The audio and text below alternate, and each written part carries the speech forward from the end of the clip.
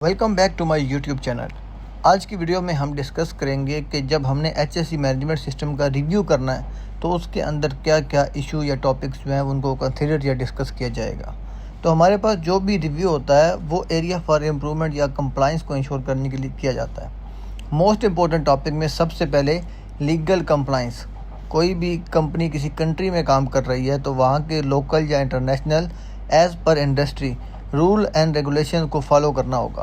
तो अगर हम उसको फॉलो कर रहे हैं तब हम अपने सर्टिफिकेट को वैलिड कह सकते हैं, हम उसको रिन्यू करवा सकते हैं। अगर हम अपने जो सर्टिफिकेट्स हैं उसके अंदर जो भी टर्म एंड कंडीशन थी लीगल, उनको अगर कंप्लाई नहीं कर रहे, हमारा सर्टिफिकेट, हमारा ट्रेड लाइसेंस रिजेक्ट या सस्पेंड भी हो सकता है।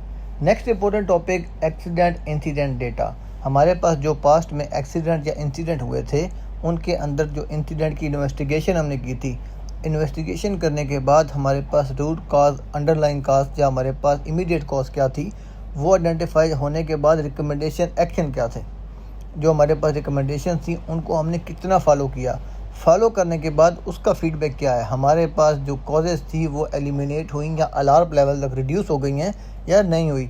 ये तमाम चीज़ों को रिव्यू किया जाता है ताकि रूम ऑफ इम्प्रूवमेंट को आइडेंटिफाई किया जा सके। इसके बाद जो नेक्स्ट चीज़ है जो हम रिव्यू में कंसिडर करते हैं वो होता है सेफ्टी टूअर सैम्पलिंग या इंस्पेक्शन। डेली बेस पे टीयर 1 ऑडिट होते हैं, मंथली बेस पे मैनेजमेंट के ऑर्डर होते हैं, या side to side different job craft की डिफरेंट जॉब डिस्क्रिप्शंस होती हैं, KPIs होती हैं। अकॉर्डिंग टू डैट उन्होंने एरिया के अंदर कंटिन्यूस इम्प्रूवमेंट करने के लिए safety audit, tour sampling, observation, near miss report करनी होती है ताकि एरिया में सेफ्टी इंप्रूव की जा सके, कल्चर को पॉजिटिव किया जा सके। नेक्स्ट जो चीज़ हम रिव्यू में चेक कर सकते हैं वो है एब्सेंटिज्म एंड सिकनेस डेटा। इसको आइडेंटिफाई करना पड़ेगा कि किस वजह से लोग एब्सेंट हो रहे हैं। 3 factor, personal, job, organisation factor.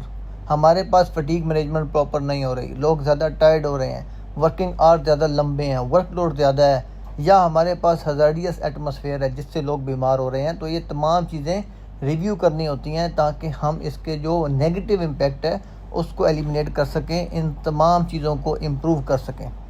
Audit reports, हमारे पास इंटरनल या एक्सटर्नल ऑडिट की जो रिपोर्ट है उनके अंदर जो एरिया हाईलाइट किया जाता है उसको रिव्यू किया जाता है कि हमने उसको रेक्टिफाई कर लिया या नहीं कर लिया, ताकि नेक्स्ट ऑडिट से पहले हम उसकी इम्प्लीमेंटेशन को इंश्योर करते हुए इफेक्टिव क्लोज आउट प्रोवाइड कर सकें।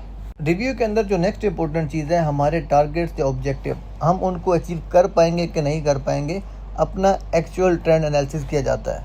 अगर हम तमाम KPIs पूरे कर रहे हैं, तमाम मिड ईयर टारगेट अचीव कर रहे हैं, इट्स मीन हम end of the year target को भी अचीव कर पाएंगे।